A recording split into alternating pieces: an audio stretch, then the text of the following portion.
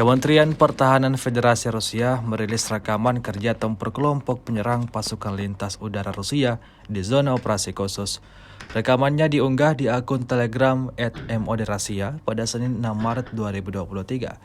Mendekati gedung di bawah tabir asap tebal, pasukan terjun payung Rusia melemparkan granat ke arah militan yang menembak balik, masuk ke dalam gedung dan menyelesaikan kehancuran mereka dengan bantuan senjata kecil.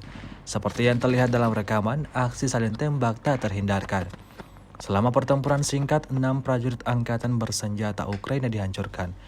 Diketahui tidak ada kerugian pada pihak angkatan bersenjata Rusia.